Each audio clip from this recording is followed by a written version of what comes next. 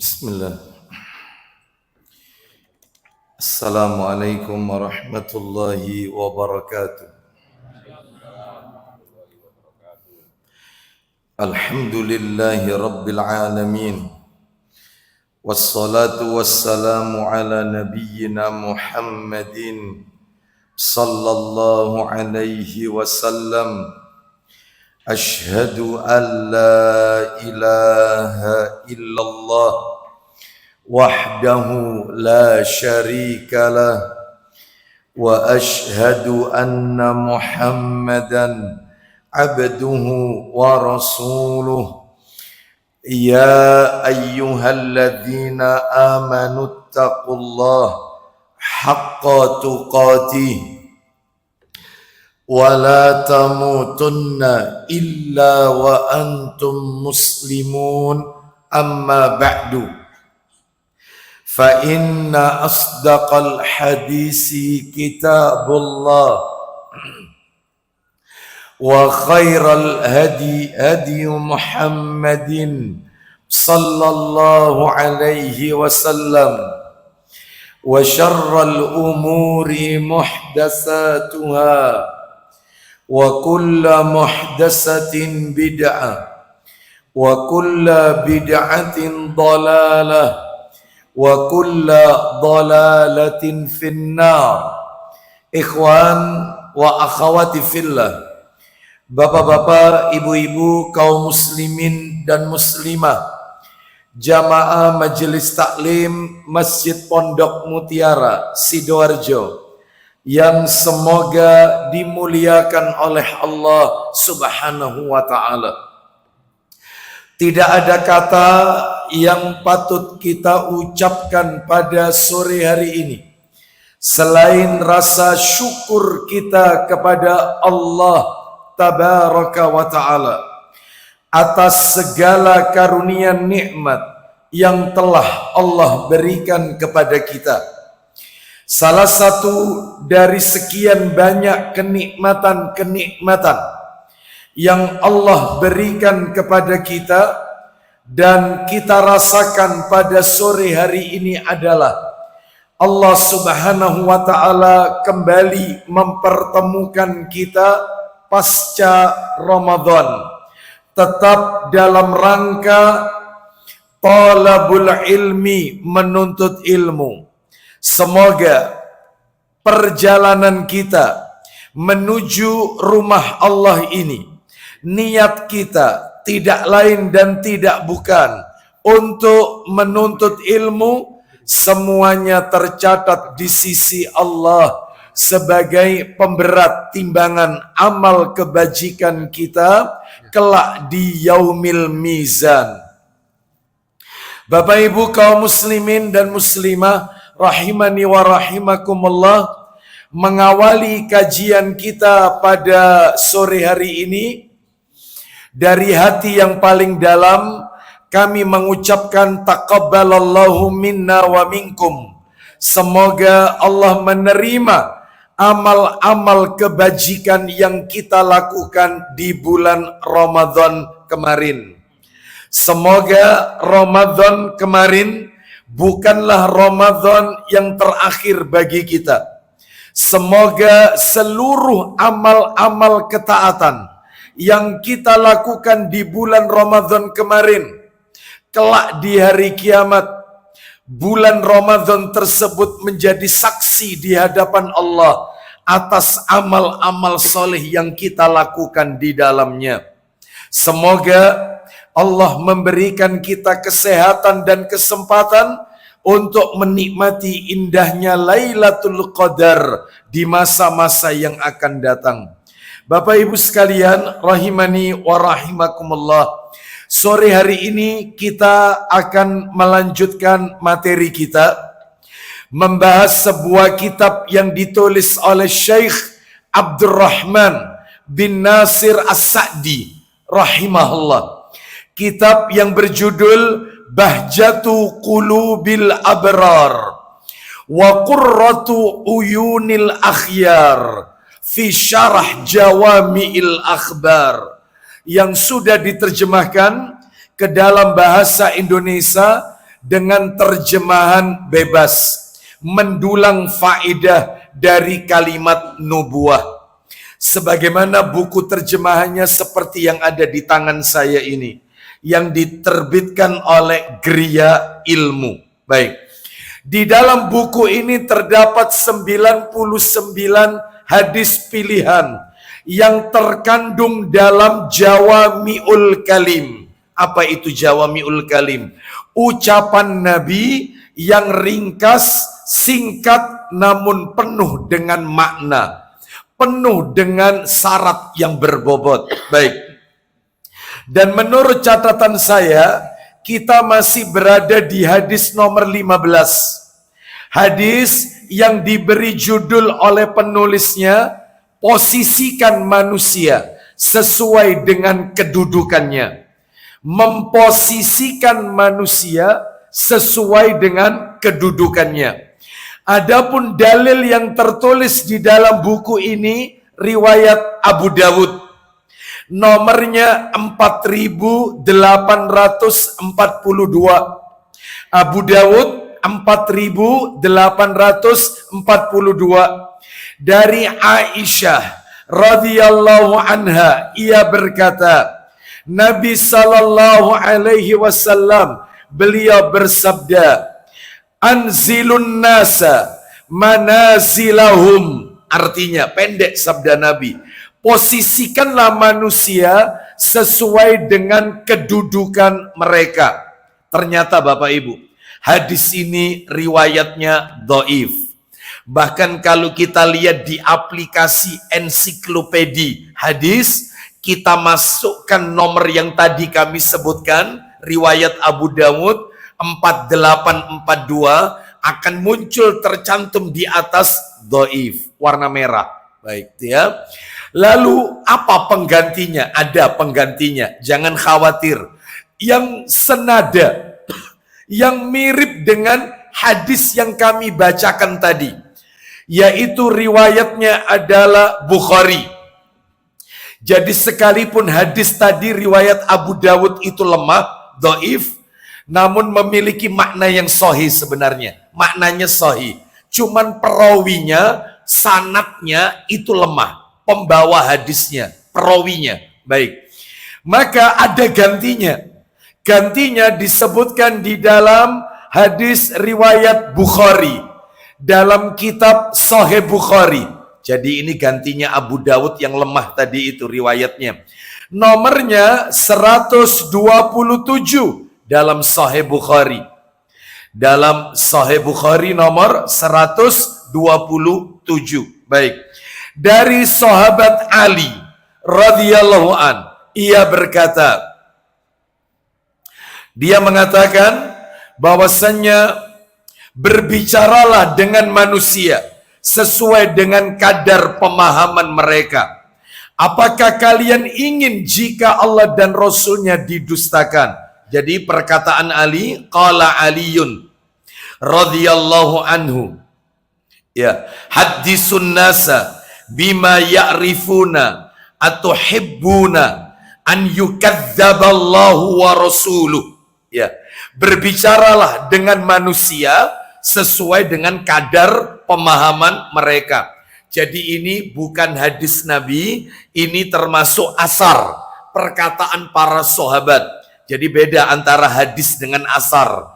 Kalau hadis itu sabda Nabi, kalau asar itu perkataan para sahabat. Baik.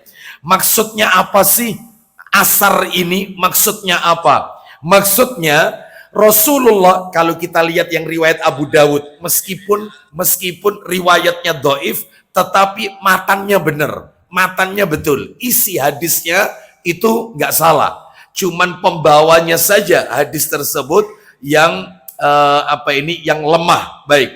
Jadi lemah dari sisi sanad, sahih dari sisi matan, kan gitu ya. Apa sih maksudnya hadis ini? Rasulullah sallallahu alaihi wasallam memerintahkan kita untuk menempatkan manusia pada posisinya masing-masing, proporsional. Intinya itu, kalau mau dipakai bahasa kerennya, Hal ini berlaku untuk seluruh hal dalam perbuatan, muamalah, pembicaraan, pembelajaran, pengajaran, dan seterusnya. Itu ya. Baik. Nah, menurut catatan saya tidak akan mengulang terlalu dalam apa yang sudah kami bahas materi ini. Baik, maka terakhir itu kita berbicara tentang hak anak. Nah, itu ya. Jadi bagaimana memposisikan diri kita kepada anak. Jadi kalau yang pertama itu adalah hak orang tua. Hak orang tua. Jadi bagaimana sikap kita kepada orang tua. Nah, gitu ya. Memposisikan orang tua sesuai pada tempatnya. Nah, gitu ya. Itu sudah kita bahas. Lalu yang kedua, hak anak. Ya. Bagaimana menyikapi, bagaimana kita sebagai orang tua bersikap kepada anak yang Nabi ajarkan. Lah itu sudah tuntas itu waktu itu ya. Sekarang kita masuk yang baru, hak kerabat. Hak kerabat. Loh, memangnya totalnya ada berapa Ustadz? Insya Allah ada 8 Bapak Ibu sekalian ya. Ada 8. Jadi yang nomor 3 hak kerabat, yang nomor 4 hak pemimpin. Kalau memang materi ini cukup ya kita sampai nanti di hak pemimpin. Jadi bagaimana posisi kita sebagai rakyat yaitu terhadap pemimpin.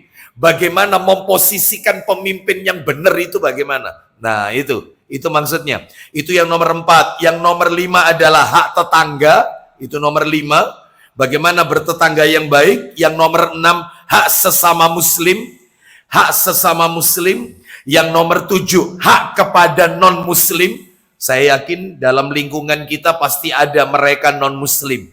Lah, memposisikan mereka ini bagaimana? Sikap kita kepada mereka yang benar, yang proporsional, tidak berlebihan, dan juga tidak melalaikannya, yang sesuai petunjuk Nabi. Hak kepada non-muslim. Yang terakhir, hak para ulama. Hak para ulama. Bagaimana kita sebagai yaitu umat ya kepada ulama ya.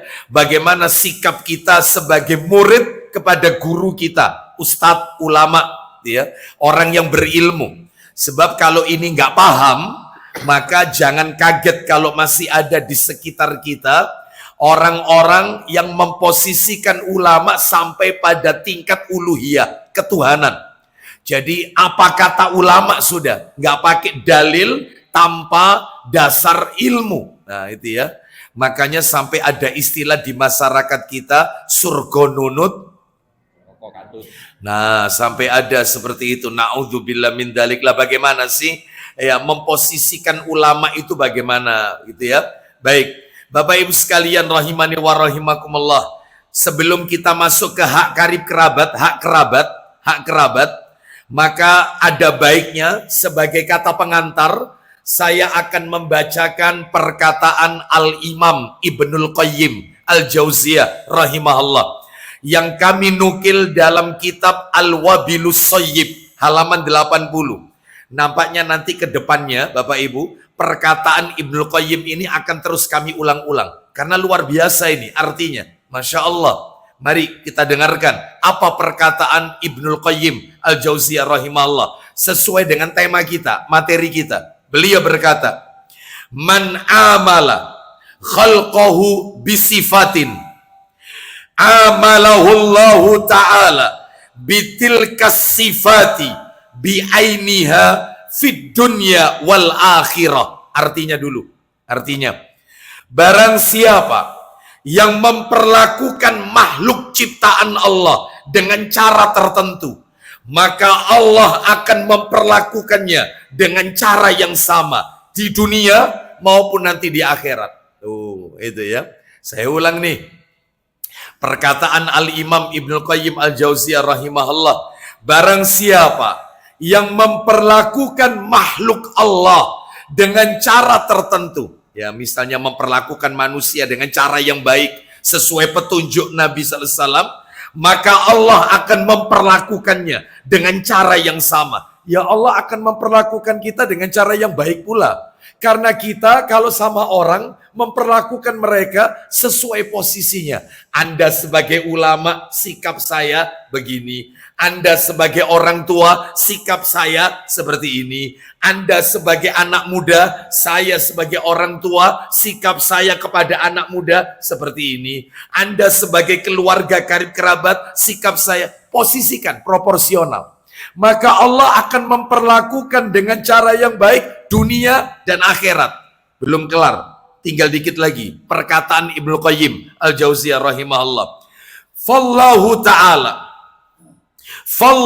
ta'ala li'abdihi ala hasabi ma yakunul abdu li khalqihi. Artinya, Allah akan memperlakukan hambanya sebagaimana hamba tersebut memperlakukan makhluknya.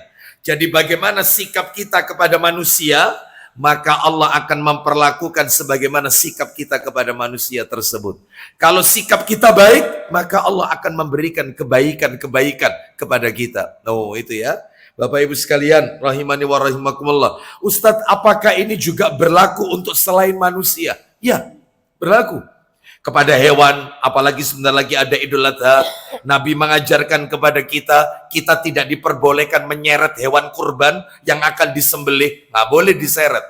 Ketika mau menyembelih tidak boleh menajamkan pisau di hadapan hewan yang akan disembelih. Ketika disembelih tidak boleh di hadapan yaitu hewan-hewan yang lain, sehingga hewan lain ikut menyaksikan penyembelihan itu. Ketika mengulitinya tidak boleh di hadapan hewan-hewan yang lainnya. Sampai kayak gitu perlakukan. Umar bin Khattab radhiyallahu an itu pernah memukul seseorang yang orang itu menyeret hewan kurbannya yang akan disembelih, dipukul oleh Umar. Perlakukan dia dengan baik. Loh, jadi ternyata bukan hanya kepada sesama manusia. Makanya Islam itu betul-betul rahmatan lil alamin. Rahmatnya Islam itu untuk seluruh alam. Alam manusia, alam jin, alam hewan, namanya saja rahmatan lil alamin, ya seluruh alam. Gitu ya. Oleh karena itu kembali ke materi kita, ayo kita perlakukan orang-orang yang akan kita bahas ini, kelompok-kelompok pihak-pihak yang kita bahas ini dengan cara yang baik, dengan petunjuk Al-Quran dan Sunnah Nabi Sallallahu Alaihi Wasallam. Baik, sekarang kita masuk yang nomor 3, hak kerabat sekarang. Lanjutan dari materi sebelumnya. Hak orang tua sudah, hak anak sudah, sekarang hak kerabat.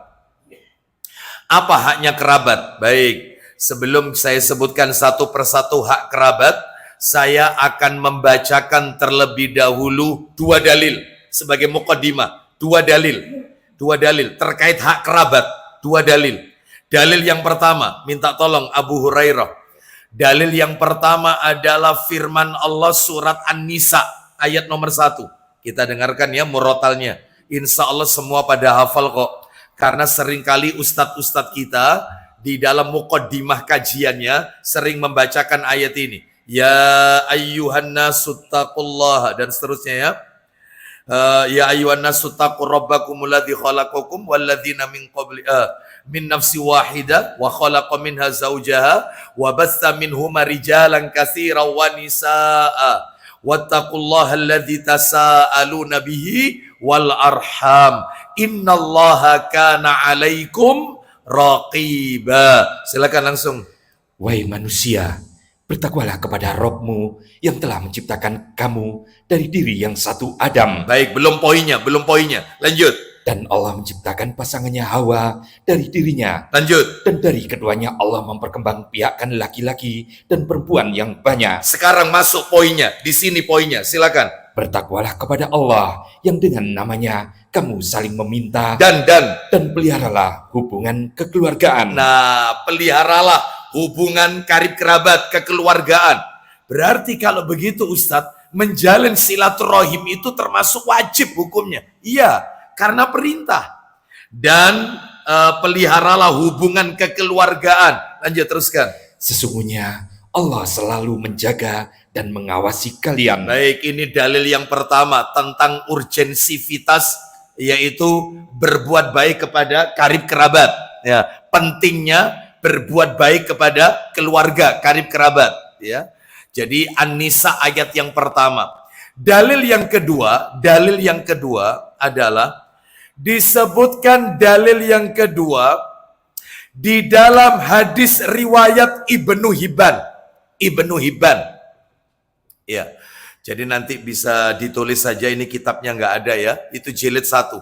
Riwayat Ibnu Hibban hadis nomor 536.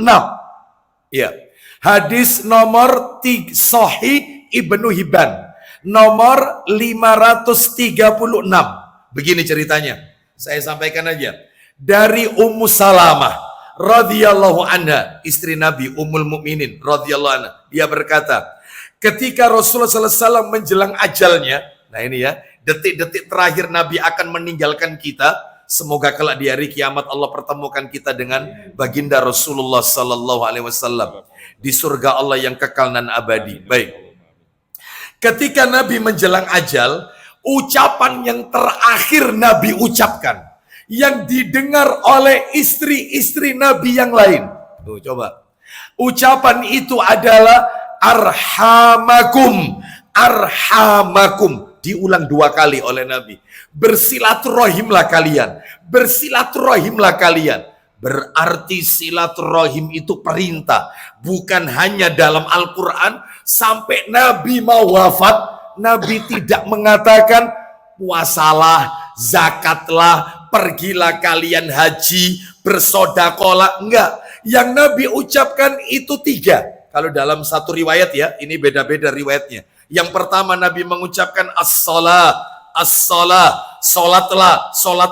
Yang kedua Nabi mengatakan wa ma malakat aimanukum, jagalah budak-budak kalian. Maksudnya jadi majikan, jangan zalim sama budak, perlakukan mereka dengan baik. Yang ketiga arhamakum, silaturahimlah, berarti perintah. Nabi tidak menyebut yang lain kecuali 3 itu. Salah satunya sesuai materi kita, berbuat baik kepada karib kerabat. Nah, ya, jangan ribut saduluran. Nah, baik. Sekarang kita akan masuk materi kita. Apa hak kerabat itu? 1. Yang pertama, hak kerabat. Yang A gitu aja ya. A, B, C, D dan seterusnya gitu aja ya. Supaya kita nggak bingung penomorannya. Yang A. Hak karib kerabat. Yang A adalah pelajari nasab. Pelajari. Supaya kita tidak sampai, kata orang Jawa, kepaten obor. Nah, apa kepaten obor itu? Hah? Putus ya? Ikatan yang terputus gitu ya. Baik, kita lihat pelajari nasab. Dalilnya Sahih Targhib wa Tarhib jilid 5. Sahih Targhib wa Tarhib jilid 5. Hadis nomor 2520. Nanti jangan ditutup, nomornya berdekatan. Ya, 2520 2520 dari Abu Hurairah. Nanti yang dibaca poin yang B bawahnya, yang riwayat Tirmidzi. Silakan. Dari Abu Hurairah radhiyallahu anhu, dia menuturkan, iya, saya telah mendengar Rasulullah sallallahu alaihi wasallam, beliau bersabda. Baik, baca poin yang B. Nabi bersabda, ta'allamu min ansabikum matasiluna bihi arhamakum. Silakan. Pelajarilah dari nasab kalian yang dengannya kalian bisa hubungan kekeluargaan kalian. Baik, pelajarilah nasab kalian, bintinya, supaya kalian bisa menyambung silaturahim, supaya kalian yaitu bisa menjalin kekerabatan.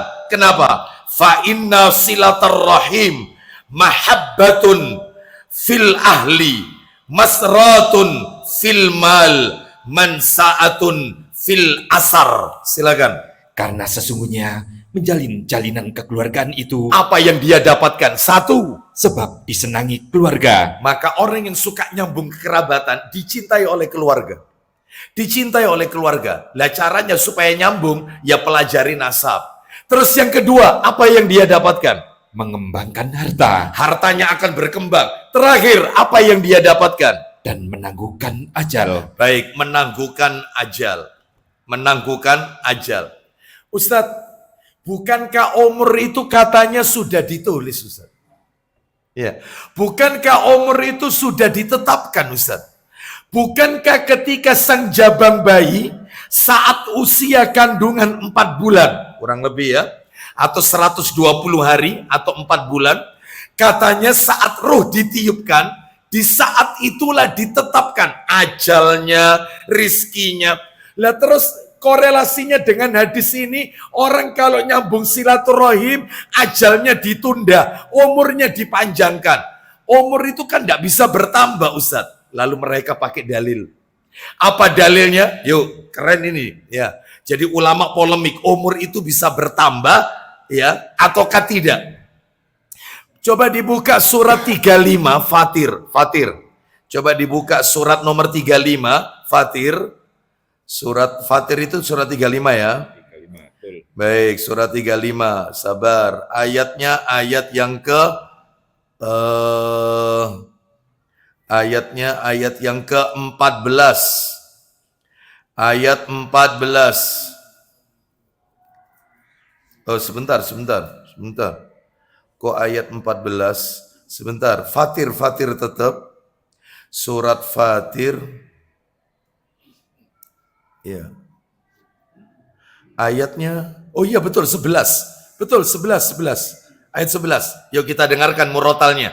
Allah Ta'ala berfirman, Fatir ayat 11. Oinya itu ada di bagian bawah. Ulang, baca dari awal, silakan. Dan Allah menciptakan kalian dari tanah, kemudian dari air mani. Lanjut. Kemudian Dia menjadikan kalian berpasangan, laki-laki dan perempuan. Lanjut. Tidak ada seorang perempuan pun yang mengandung dan melahirkan, melainkan dengan sepengetahuannya. Poinnya. Dan tidak dipanjangkan umur seseorang. Ulang lagi. Dan tidak dipanjangkan umur seseorang. Sekali lagi. Dan tidak dipanjangkan umur seseorang. Dan tidak pula dikurangi umurnya. Baik, kau no Ustaz, umur panjang itu tidak ada. Apalagi umur berkurang. Ini loh ayatnya. Ya, keren ini. Yang pakai pendapat ini kita hargai.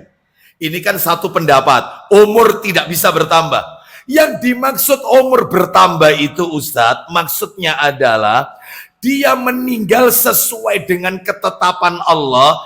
Namun kebaikan-kebaikannya selalu dibicarakan orang setelah dia wafat. Maka itu yang dimaksud dengan umur barokah. Umurnya bertambah. Seperti hidup yang kedua. Contoh, kita masih sempat sampai sekarang, ya, bahkan sampai sekarang ya, sering kali kita dengarkan misalnya apa nasihat yang disampaikan oleh Ustadz Yazid Jawas rahimahullah, buku-bukunya kita baca, sangat bermanfaat untuk umat, penting sekali untuk kita pelajari, namanya terus disebut-sebut. Ya, termasuk kitab-kitab hadis, Imam Bukhari, Imam Muslim. Ini beliaunya sudah wafat, rahimahullah. Tapi namanya terus disebut. Itu umur kedua, yaitu umur barokah. Jadi meninggalnya sesuai ketetapan Allah. Yang dimaksud umur panjang itu, kebaikannya disebut setelah ia wafat. Seakan-akan orangnya masih hidup. Baik, kita hargai pendapat ini. Saya pribadi lebih condong mengikuti pendapat yang mengatakan umur bisa bertambah. Umur bisa bertambah. Bahkan umur bisa berkurang. Apa dalilnya Ustaz? Dalilnya surat Fatir. Sama-sama surat Fatir. Kalau tadi Fatir ayat 11, ini Fatir ayat 37. Buka Fatir ayat 37.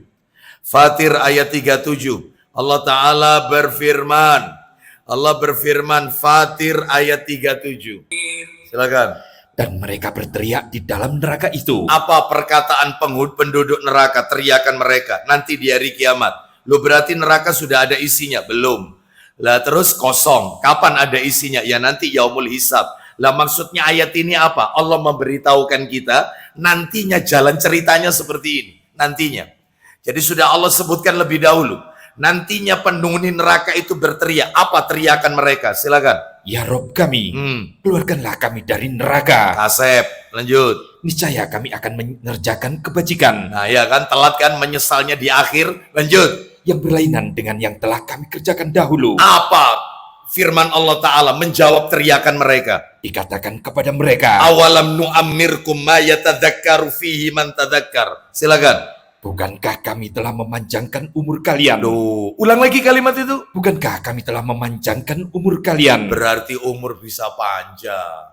Buktinya Allah berkata kepada penduduk neraka, bukankah kami telah memanjangkan umur kalian? Berarti ada umur panjang. Makanya kalau ada orang tua mendoakan anaknya, mudah-mudahan dawa umurnya, umur panjang. Ada orang yang membicarakan si fulan, tiba-tiba si fulan datang, lo dawa umur. Ada nggak yang kayak gitu? Istilah panjang umur ya itu ada, tapi jangan dilakukan. Panjang umurnya serta mulia, jangan. Ya, jangan dilakukan karena memang tidak ada tuntunan seperti ini. Peringatan hari ulang tahun kelahiran nggak ada. Ya, kita lanjutkan. Berarti dalil yang lain tak tunjukkan umur bisa bertambah bahkan bisa berkurang. Coba dibuka Tirmidzi-nya, dibuka nomornya 3076. Tirmidzi 3076. Cepat dikit Abu Hurairah. Siap. Antum tidak repot ngurusi yang baru ini. Ken Ryan ini. Ada. Repot. Ada. Nah, ya. Tawakkal 'ala Allah. Ya. Silakan, ayo. Dari Abu Hurairah radhiyallahu anhu, dia berkata, Baca. Rasulullah sallallahu alaihi wasallam beliau bersabda, Isinya saat Allah menciptakan Adam, ketika Allah menciptakan Nabi Adam alaihissalam. Lanjut. dia mengusap punggungnya, lalu dari punggungnya berjatuhan setiap jiwa yang diciptakan Allah dari keturunan Adam hingga hari kiamat. Ya baik, punggungnya Adam alaihissalam diusap oleh Allah. Lalu kemudian berjatuhan anak keturunan Adam sampai kiamat. Dan Nabi Adam melihat itu, siapa mereka? Lu sampai kiamat, iya. Berarti saat itu kita ada, ya kita nggak tahu. Kita nggak tahu, ini perkara gaib yang harus kita imani. Sami'na wa ata'na. Ini berita dari Nabi. Sampai kiamat, lanjut teruskan. Dan dia menjadikan kilatan cahaya di antara kedua mata setiap orang dari mereka. Lanjut teruskan. Kemudian mereka dihadapkan kepada Adam. Terus, Dia bertanya, wahai Rob, siapa mereka ini? siapakah mereka? Lanjut. Allah menjawab, mereka keturunanmu. Mereka keturunanmu. Sampai kiamat loh ini. Mereka ini keturunanmu. Terus, Adam melihat seseorang dari mereka dan kilatan cahaya di antara kedua matanya membuatnya kagum. terus. Adam bertanya, wahai Rob, Wahai Rob, siapakah dia? siapakah dia ini? Si fulan ini siapa? Terus, Allah menjawab, dia adalah Dawud. Silakan. dia orang akhir zaman dari keturunanmu bernama Daud. Baik, dia adalah Dawud alaihissalam. Ayahnya Nabi Sulaiman alaihissalam. Berarti keturunannya Ishak. Ya, baik, alaihissalam. Apa ini? Ya betul. Lanjut teruskan. Adam bertanya, Ya, wahai Rob, berapa lama engkau menciptakan umurnya? berapa umur yang kau berikan kepada Dawud? Lanjut. Allah menjawab, 60 tahun. Aku berikan kepada Dawud umur 60 tahun. Apa kata Adam alaihissalam? Adam bertanya, wahai Rob, tambahilah 40 tahun dari umurku. Ambil dari umurku 40 tahun, berikan kepada Dawud alaihissalam. Berarti umur bisa berkurang. Maka sama Allah diberikan. Lanjut teruskan. Saat usia Adam ditentukan, Ketika malakul maut datang, tiba waktunya akan mengambil Adam alaihissalam, mencabut nyawa Adam. Lanjut. malaikat maut mendatanginya lalu berkata, Ya silakan. bukankah usiaku masih tersisa 40 tahun? Jadi kata Adam kepada malakul maut, bukankah umurku masih sisa 40 tahun? Itu kalau bahasa kita, kau datang terlalu cepat. Sisa umurku masih 40 tahun, kenapa kau datang?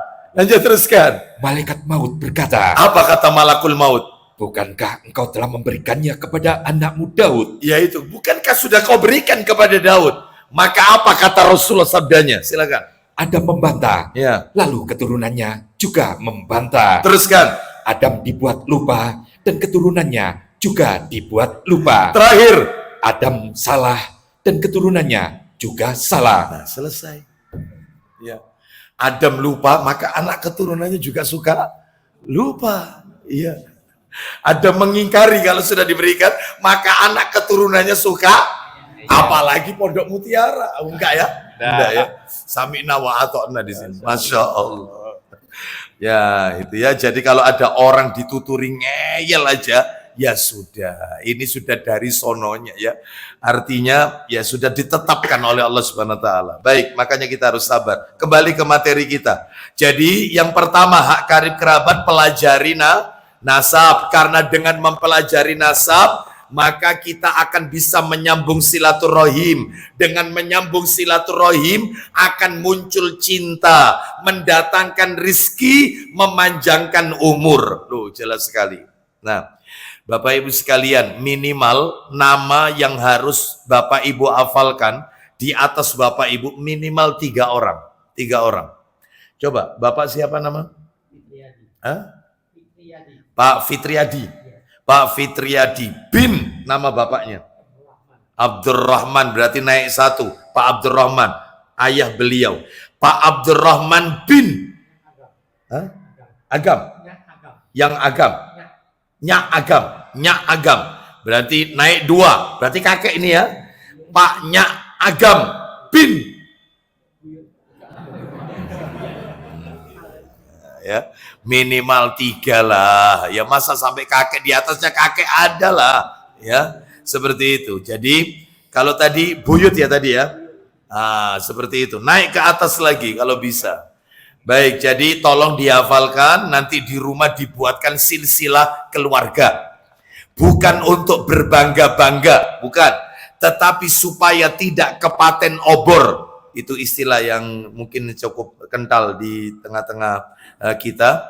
Jadi supaya tidak mutus silaturahim ya. Baik, sekarang nomor 1 tadi itu pelajari nasab, itu yang pertama. Yang nomor 2 yang B.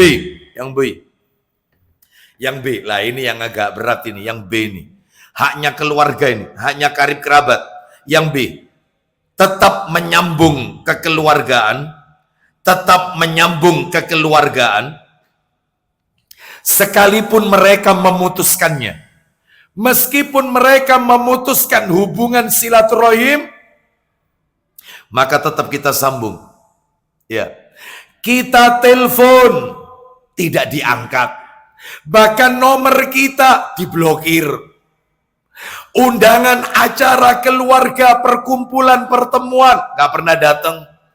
Kita undang, dia nggak mau datang. Dia punya acara, kita tidak diundang. Kita silaturahim ke rumahnya, pintu rumahnya tertutup rapat-rapat untuk kita. Ketemu pura-pura ndak lihat, salam kita tidak dijawab. Wis, kurang apa ini kira-kira? Wis, ayo. Wis, ya. Ya apa ini, punya keluarga model kayak begini misalnya. Seperti itu. Bahkan nama kita pun dirusak di media sosial. Yang kita dikatain macem-macem dan seterusnya. Apa sikap kita? Nah, maka tetap menyambungnya. Tidak boleh memutuskannya. Dalilnya pakai apa? Dalil. Banyak ini dalilnya. Dalilnya banyak ini. Yang pertama dalilnya. Yang pertama kita kasih ayat Al-Quran. Surat An-Nur. An-Nur. Ayatnya 22, surat An-Nur ayat 22. Kita dengarkan ya murotalnya. An-Nur, menarik ini surat ini. An-Nur surat nomor 24 ayat 22. An-Nur ayat 22. Kita dengarkan, Allah Ta'ala berfirman. Kalau ingin tahu sebab turunnya ayat ini, luar biasa. Nanti kita akan sampaikan. Ayo dibaca terjemahnya. An-Nur ayat 22.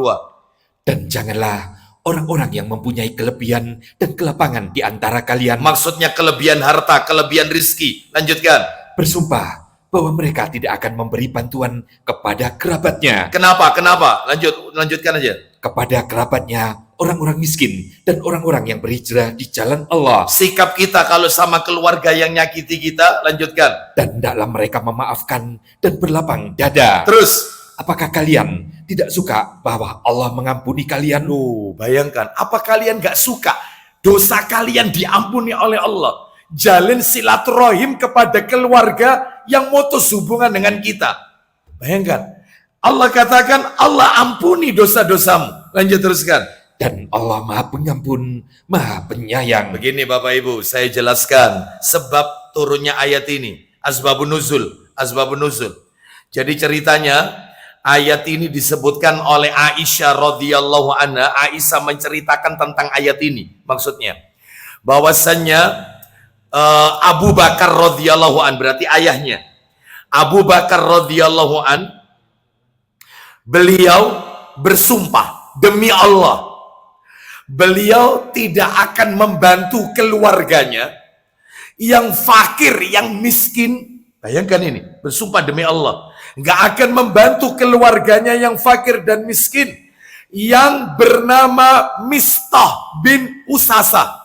Mistah bin Usasa.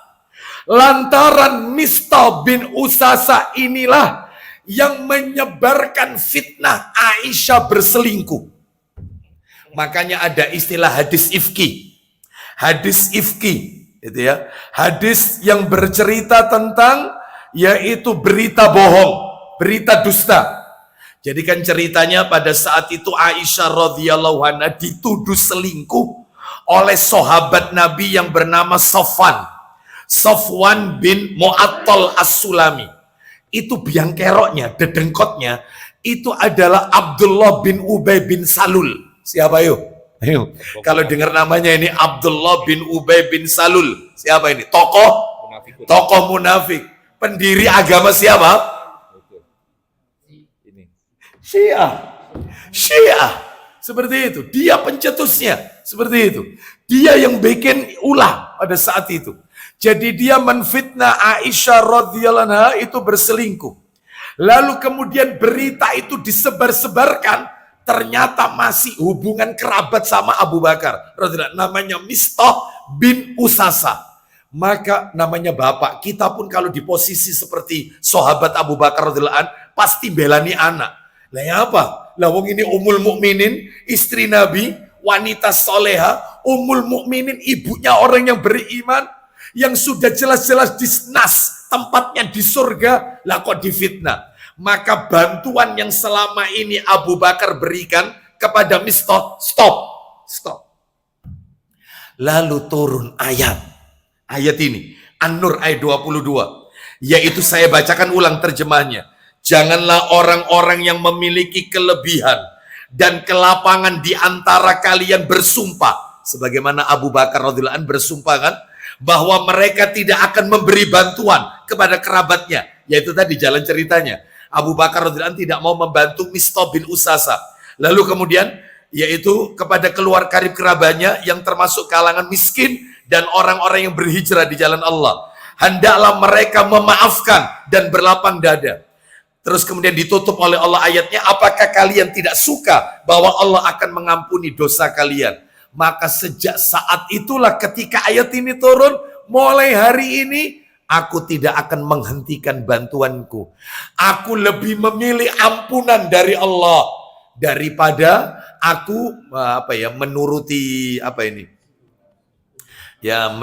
amarah ya, karena putrinya difitnah dan seterusnya, berita bohong dan seterusnya. Maka aku lebih memilih ampunan dari Allah Azza wa Jalla. Sehingga sejak saat itulah Abu Bakar radhiyallahu anhu tetap membantu Mistah bin Usasa meskipun putrinya disakiti. Nah, kira-kira bisa kita seperti ini? Ya. Bisa kira-kira? Angel ya? Angel. Ya, baik. Ada enggak keluarga yang resek itu? Ada enggak? Ada keluarga resek itu. Dia kalau datang ke rumah kita, lisannya itu suka nyakiti kita. Lihat anak kita, anakmu kok guru-guru. Iya. Seperti itu. Buka almari es kita, kulkas kita, kok gak tuh apa-apa dah. Miskin sih kon iki.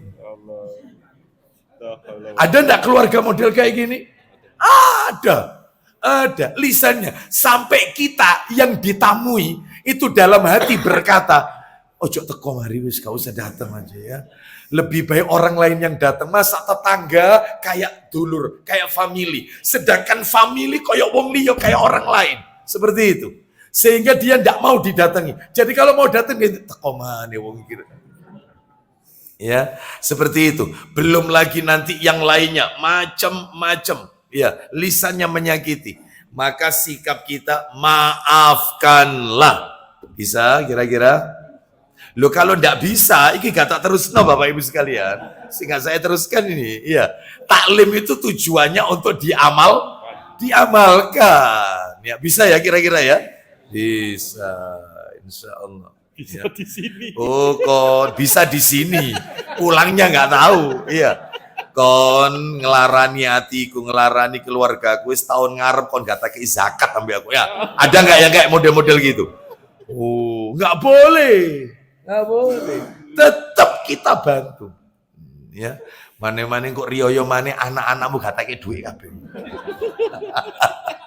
Ya, biasanya dikasih 50-an, 100-an ya.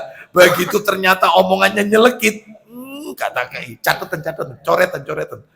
Ya. Nah, ya, nggak boleh, tetap harus menyambung silaturahim. Ya, baik. Dalil yang lain, itu tadi surat apa? Dalil pertama An-Nur ayat 22 ya. Sekarang dalil yang lain surat 47. Surat nomor 47, saya pernah nyampaikan surat ini kok. Horor surat ini. Ya, ini ancaman keras ini. Surat 47 itu surat Muhammad. Ayatnya 22 dan 23. Ayat 22 dan 23. Surat 47 Muhammad ayat 22 dan 23. Allah Ta'ala berfirman, kita kan. Maka apakah sekiranya kalian berkuasa, Nah, kalau sudah berkuasa, sugih, kaya raya, lanjut. kalian akan berbuat kerusakan di bumi Terus, dan memutuskan hubungan kekeluargaan. ada kan yang model kayak gini. Kadang-kadang keluarga itu dibeda-bedakan. Jadi dia mau berteman atau mau silaturahim kalau sama-sama sugihnya, sama-sama kaya.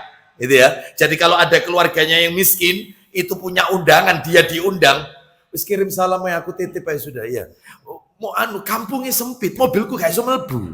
Itu ya. Itu ya. Itu kalau ngadakan acara, keluarga yang kaya-kaya dulu diutamakan. Yang miskin dia merasa risih, seperti itu nggak boleh.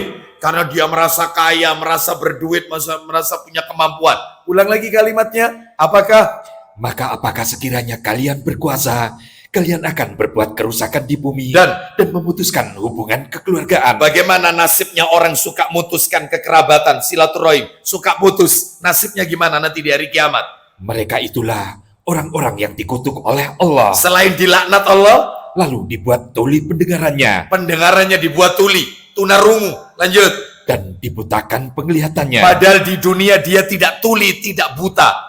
Nanti bangkit dari kubur di hari kiamat, itu dalam keadaan tuli dan buta.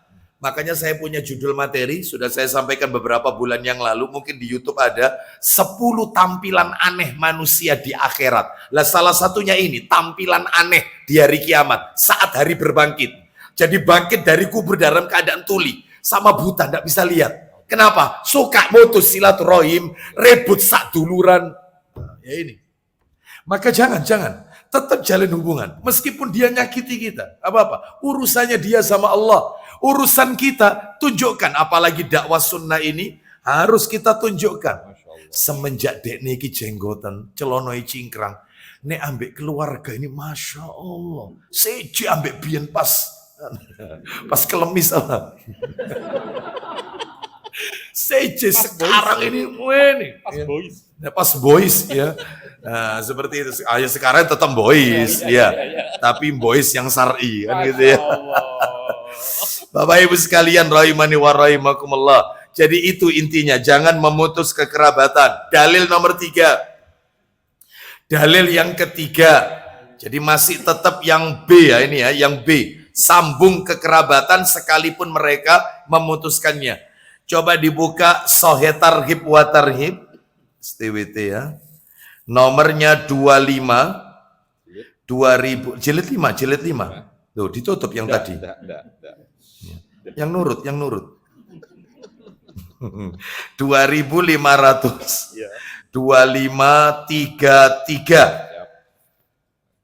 2533 dari Abdullah bin Amr bin Al-As radhiyallahu anhuma. Silakan. Dari Abdullah bin Amr bin Al-As radhiyallahu an, dari Nabi sallallahu alaihi wasallam, beliau bersabda. Ini riwayat Bukhari, Abu Dawud dan Tirmidzi ini ya. Nabi bersabda, "Laisal wasilu bil mukafi'i, walakinnal wasila alladhi idza quti'at rahimuhu wasalaha." Silakan. Orang yang menjalin silaturahim itu bukanlah orang yang membalas silaturahim orang lain. Stop. Yang namanya silaturahim, silaturahmi, itu bukan membalas kebaikan orang yang baik sama kita. Jadi kalau Anda baik kepada saya, Bapak Ibu, saya baik kepada Anda, itu bukan silaturahmi. Bukan. Karena tidak ada added value, nilai tambah. Nggak ada di situ nilai lebih, nggak ada. Cuman sekadar saling membalas kebaikan. Tapi kalau misalnya saya jahat kepada Anda, saya benci dengan Anda, saya tidak mau melihat wajah Anda, tapi Anda tetap loyal kepada saya. Anda suka menyapa saya, bahkan terkadang Anda memberi hadiah saya. Maka itu yang namanya 1-0, nilai lebih, punya nilai tambah. Ibarat orang main bola lah, yang pecinta bola ya, itu sudah ditunggui ternyata pukul 2 dini hari, big match. Ustadz Terwai, katanya. Ya, Big match. ya, baik. Ya, ternyata skor akhir 0-0. Kira-kira saya tanya ini, kira-kira kecewa tidak penonton? Kecewa lah, ditunggu sampai mau menjelang subuh, ternyata 0-0. Yang diinginkan penonton itu ada salah satu kesebelasan yang unggul, 1-0, 2-1, nggak seri lah intinya. Orang hidup juga begitu, jangan sekedar mencari nilai impas, tetapi cari nilai lebih. Dia jahat kepada kita, kita baik kepada dia. Bisa kira-kira? Bisa di sini. Ojo bisa tak loh, ini harus dianul nih ya Bapak Ibu sekalian. Iya. Bisa di sini. Harus diamalkan ini. Itu hanya keluarga, hanya kerabat. Posisikan mereka dengan baik. Maka Allah akan memperlakukan kita dengan baik. Ingat perkataannya Ibnu Qayyim Al-Jauziyah tadi. Selama kita memperlakukan makhluknya Allah dengan baik, Allah akan memperlakukan kita dengan baik dunia dan akhirat. Oh, itu ya. Baik, terus tambah lagi dalil. Sahih Targhib wa Tarhib nomor 2534. 2534. Baca satu nomor dari yang tadi ya. Satu nomor dari yang tadi. 2534. Silakan baca. Dari Abu Hurairah radhiyallahu an, dia berkata, Baik, anna rojulan qala. Silakan.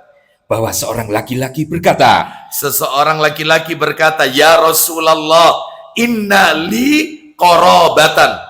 Silakan. wahai Rasulullah, sesungguhnya saya mempunyai kaum kerabat Wahai Rasulullah, aku memiliki karib kerabat, kaum kerabat. Asiluhum wa yaqta'uni. Silakan. yang selalu saya jalin hubungan dengan mereka. Ternyata mereka, Namun mereka memutus hubungan dengan loh, diriku. saya sudah menjalin hubungan silaturahim. Ternyata dia malah memutuskan. HP saya, nomor saya diblokir, ya, telepon saya di-reject, ya. Terus kita datang silaturahim, ditutup pintu rumahnya, nggak dibukakan, padahal kita tahu di dalam ada orang, mobilnya ada, dan seterusnya. Bahkan anaknya kita telepon sebelumnya, mengatakan Abi dan Umi ada. Loh, bayangkan, dia nggak mau menerima kita. Maka itu satu. Yang kedua, wa uksinu ilaihim wa yusi'una ilayya. Silakan. Dan saya berbuat baik kepada mereka. Saya sudah baik sama mereka. Ternyata mereka, Namun mereka bersikap buruk terhadap diriku. loh ya ini yang saya maksud tadi, keluarga yang resek tadi ini. Ya, jadi dia ini berbuat buruk. Terakhir, wa ahlumu anhum wa yajhaluna alayya. Silakan. Dan saya bersikap santun kepada mereka. Santun, unggah-ungguh sudah kita lakukan. Lanjut. Namun mereka berbuat acuh terhadap diriku. Kita lebih tua dari mereka. Mestinya Idul Fitri datang ke rumah kita itu mereka. Tapi ternyata Idul Fitri nggak datang. Wis gak apa-apa, ngalai sudah. Sing tua marani sing enom. Yang tua menghampiri yang muda. Apa-apa. Kamu tidak ngincak rumahku nggak apa-apa. Aku yang datang ke rumahmu. Wis dikalahi kan. Ternyata nggak mau juga nerima kita. Ya apa kira-kira? Anda punya family kayak gini misalnya. Maka dia bertanya kepada Nabi, solusinya apa yang harus saya lakukan menghadapi keluarga seperti ini? Lanjut, silakan. Maka beliau bersabda, Wa in kunta kama qulta faka'annama tusifuhumul malla. Silakan. jika kamu benar seperti yang kamu katakan, Kalau memang benar yang kau katakan tadi, kau tetap baik meskipun mereka jahat, maka lanjut. maka seolah-olah kamu meraupkan abu ke muka mereka. Maksudnya meraupkan abu itu dosa untuk mereka di akhirat. Mohon maaf, Allah akan mengadab mereka nanti di hari kiamat. Lanjut, terakhir. Dan- Wala yazalu minallahi dhahirun alaihim madumta ala dzalik. Silakan. Dan akan selalu ada penolong dari Allah Allah akan menolong dirimu selama dalam menghadapi mereka selama selama kamu seperti itu. jadi kau tetap berbuat baik, Allah akan tolong dirimu. Meskipun mereka jahat, Allah akan berikan pertolongan kepada dirimu. Berarti diputus apa tetap disambung? Hah? Halo? Sambung. Disambung, jangan diputus. Ya. Terakhir, dalil terakhir. Dalil terakhir. Sahih tarhib wa tarhib. Tetap, jilid 5 tetap, nomornya berdekatan. 2538. 2538. 2538. Dari Abu Hurairah, baca.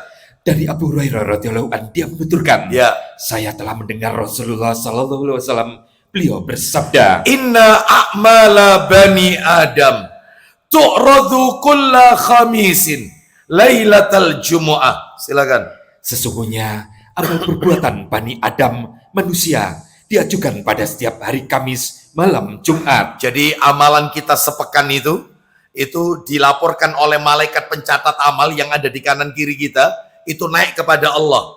Ya, tiap Kamis malam Jumat diangkat naik ke atas. Fala yuqbalu amalu qati'ir rahim. Silakan. Maka tidak akan diterima amal orang yang memutuskan hubungan kekerabatan. Anda capek-capek tiap hari tahajud, capek-capek tiap hari zikir pagi petang, baca Quran one day one juz, gak akan diterima oleh Allah. Termasuk kemarin puasa Syawal, kalau masih ribut sama keluarga, gak akan diterima. Gak akan diterima.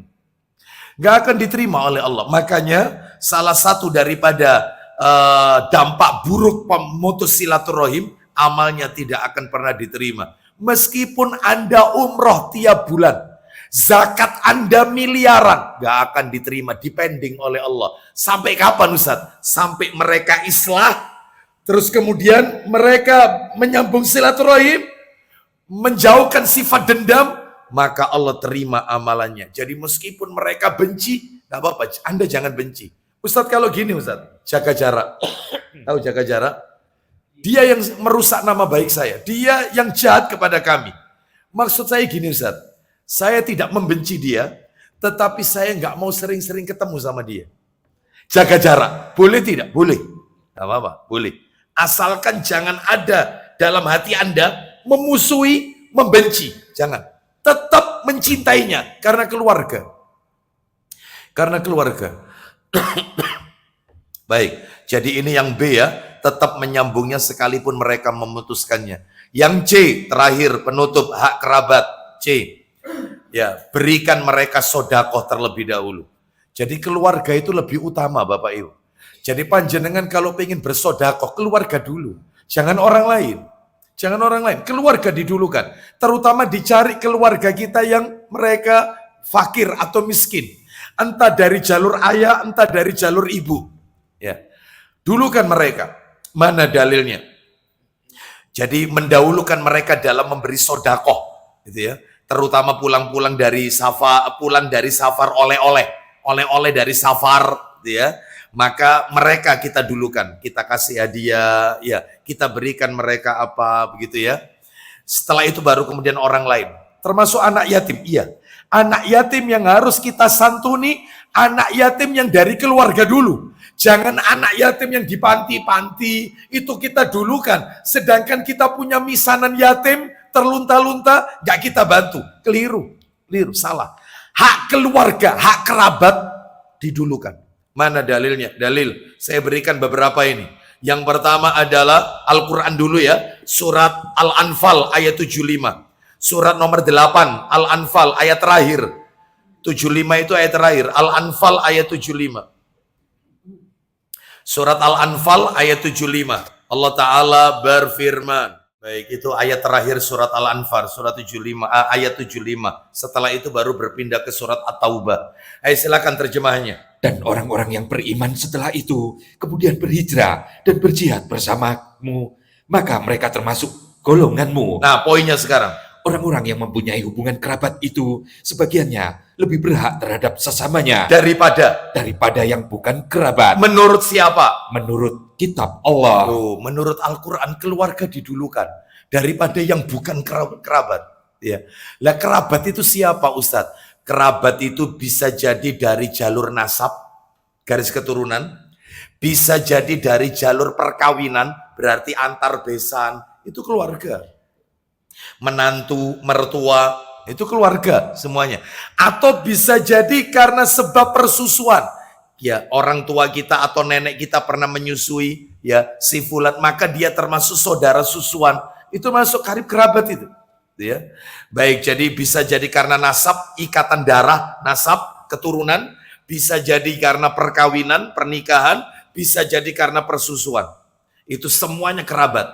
Ya, dulukan. Terus dalil kedua, Quran surat nomor 90. Surat 90 itu surat apa? Al-Balad. Ya. Al-Balad, dihafalkan Bapak Ibu nama-nama surat itu. Urutan surat, bulan depan tak tes satu persatu. Dan surat sampai surat 114. Ya, Kamel buka apa-apa. Ya, ini.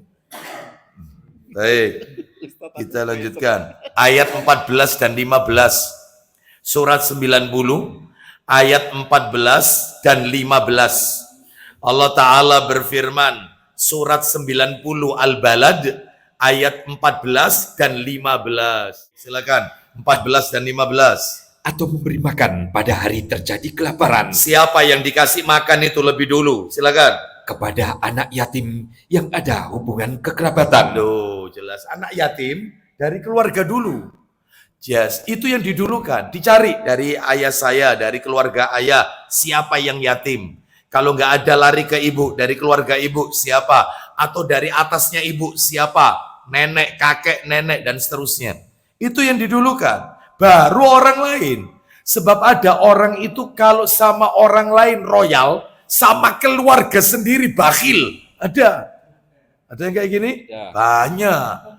Oh, kalau sama orang lain masuk proposal pembangunan masjid, telepon. Masjidmu butuh apa? Keramik berapa meter? Sekian ratus meter. Tutup. Ya. Satu lagi pembangunan pondok pesantren. Butuh apa kamu? Pondokmu. Butuh ini berapa totalnya? Sekian. Saya nggak bisa ngasih semua ya. Separuhnya nggak apa-apa ya. Nggak apa-apa. Tutup separuh. Begitu ada misanan, nggak bisa melanjutkan sekolah, nggak bisa ikut ujian UTS, lantaran SPP ada tunggakan. Karena usaha sepi. Engkau insya Allah bulan ngarep ya. Kalau sama keluarga hitung-hitungan dia. Dia katakan usaha sepi. Pagi itu datang proposal dari, kenapa? Supaya namanya disebut orang. Ya, supaya disebut ahli sodako, orang yang dermawan. Ya, percuma dermawan itu sama keluarga. Itu diutang. Yang royal sama keluarga. Seperti itu ya. Baik. Lah kalau saya sebagai seorang suami Ustadz, mana yang tak dulukan? Istri. Ya, istri. Wahai para suami, mau ketemu bapak-bapak ini. Ya, mau ketemu bapak-bapak. Ya, yang royal sama istri. Jangan bakhil. Apa yang diminta kasih. Tiap bulan minta baju terus meskipun lemari ini sampai roboh. Enggak apa-apa. Enggak apa-apa. Kasih terus. Iya. Saking akeh kelam bisanya banyaknya baju. Robo, enggak. Tiap kali, tiap pekan, hampir tiap 2 pekan baju ini. Online terus. Iya, kasih yang royal. Rezeki Anda akan diganti oleh Allah Azza wa Jalla. Jangan royal sama teman, tapi bakhil sama istri. Ya. Misalnya istrinya merasa, wis cukup mas, berarti waktunya nikah lagi. Ada yang disalurkan lagi. Sebab istri pertama sudah kualat, wis masih cukup, wis mas. Ya. Berarti ini masih lebih, ya disalurkan. Lanjutkan. Loh, betul atau tidak? Betul. Tidak? Itu. Itu. Apa itu katanya ibu-ibu? Maaf saya tidak mendengar perkataan Anda. Kita lanjutkan. Itu lawang sudah lebih-lebih. Bahkan istrinya, wis dalam mas, wis terima kasih, wis wakai bisa. Oh ya berarti wayahe. Iya, ada yang harus kita sodakoi kan gitu ya. Nah, baik kita lanjutkan. Itu tadi dalilnya di mana? Sakinah mawaddah warahmah. Surat Al-Balad itu dalil kedua. Dalil ketiga, Tirmidzi. Sahih Targhib wa Tarhib. Nomornya 892. Berarti jilid 2 Abu Hurairah, jilid 2. 892. Silakan dari Salman bin Amir radhiyallahu an. Dia berkata, silakan. Rasulullah SAW bersabda, Dari Salman bin Amir radhiyallahu an, dari Nabi SAW, beliau bersabda, as-sadaqu alal miskin sadaqatun wa ala dzirrahimi isnatani sadaqatun wasilatun. Silakan. sedekah kepada orang miskin adalah satu nilai sedekah. Kalau kepada orang miskin yang nggak ada hubungan keluarga, pahalanya satu tok, Pak, Bu. Lanjut, tapi kalau sama keluarga, silakan. Sedangkan kepada kerabat adalah dua nilainya, Nah, dua pahalanya kalau sama keluarga. Apa itu pahalanya? yaitu bersedekah dan jalinan silaturahim. Nah, jalinan silaturahim. Tambahkan lagi dalil. Berarti dalil yang nomor berapa ini? Nomor 4 ya. Sahih Targhib wa Tarhib nomor 894. Ayo. 894 dari Ummu Kulsum binti Uqbah radhiyallahu anha. Ayo. Dari Ummu Kulsum binti Uqbah radhiyallahu anha, bahwa Nabi SAW beliau bersabda, Afdalus sadaqati sadaqah ala dzirrahimil kasyih. Silakan. sebaik-baik sedekah Sedekah yang best of the best. Sedekah yang terbaik. Siapa itu? Bagaimana? adalah sedekah kepada kerabat yang menyimpan permusuhan di lambungnya, hatinya. Baik. Sodako yang paling besar ganjarannya, sodako yang kita berikan kepada keluarga kita yang menyimpan dendam permusuhan dengan kita. Itu malah besar. Jadi kalau keluarga kita baik sama kita, nggak musuhi, kita kasih, ya dapat pahala. 2 pahalanya. Tapi ada yang lebih dari 2. Apa itu? Keluarga kita yang memusuhi kita, membenci kita, malah kita kasih. Oh, itu besar. Sanggup kira-kira? Abotnya ini sih. Abot, ya, seperti itu. Berat ini urusan hati ini soalnya. Ya. Terakhir penutup, Sahih Targhib wa Tarhib 896 dari Jarir bin Abdullah. Silakan. Dari Jarir bin Abdullah al-Bajali radhiyallahu an, dia berkata, Silakan. Rasulullah SAW beliau bersabda, Ma min dhi rahimin ya'ti dha rahimahu fayas'aluhu fadlan a'tahu iyahu. Silakan. tidaklah seorang kerabat mendatangi kerabatnya meminta kelebihan yang Allah berikan kepadanya. Jadi ada kerabat yang minta kelebihan karena dia orang mampu. Lanjut, terus nyata. Lalu dia pelit, tidak memberikan untuknya, Lalu dia pelit, tidak mau ngasih harta itu kepada keluarganya. Maka kecuali Allah akan mengeluarkan untuknya dari jahanam seekor ular yang disebut syuja. akan dikeluarkan oleh Allah ular di dalam neraka yang disebut dengan syuja. Lanjut. Yaitu ular yang besar yang mendesis dengan lidahnya dan melilitnya. Nah itu kalau keluarganya pelit sama yang tadi saya contohkan. Kalau sama sumbangan semuanya dihandle. Ternyata ada keluarga yang membutuhkan, dia katakan usaha sepi dan seterusnya. Bakhil, pelit, ya. Atau mungkin ada keluarganya yang kalau utang sering nggak bayar. Ada nggak yang kayak gini? Ben utang mesti nggak bayar. Maka tetap kita bantu semampu kita. Kita bantu semampu kita, ya.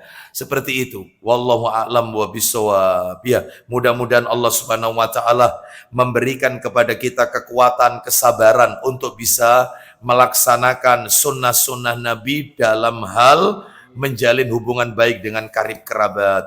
Semoga Allah kumpulkan kita bersama keluarga kita kelak di akhirat di surga Allah Subhanahu wa taala yang kekal nan abadi. Demikian karena waktunya sudah pukul 5 lebih.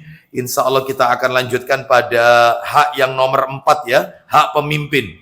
Hak pemimpin. Nah ini ya. Baik. Kenapa? Pak Khairul silakan. Satu aja Pak Khairul. Ustaz, kalau ada kejadian bersaudara itu kebetulan akhwat ya, Hmm. depan banyak orang, mereka itu Hmm. depan banyak orang mereka ini kayaknya baik-baik aja, Hmm. CPK, saling tapi kalau di Luar. belakang saling membenci, saling menjelekkan. Apakah itu termasuk memutus silaturahmi atau tidak? Baik. Terus satu lagi nih, Ustaz, Hmm. apakah ada kiat untuk mendamaikan saudara atau keluarga yang sedang bertikai? Gitu aja, Ustaz. Nah, barakallahu fiik. Jazakallah. Nah, wa jazakallahu khairan. Kita lihat pertanyaannya adalah kalau ketemu ya di pengajian atau dimanapun seperti bersaudara. Bahkan disebutkan cipika-cipiki. Tapi begitu keluar dari majelis itu, wah musuh bebuyutan. Bagaimana yang kayak gini? Apakah ini termasuk memutus silaturahmi? Iya, masuk kategori memutus silaturahim. Yang namanya menjalin silaturahim itu bukan hanya di acara pengajian saja.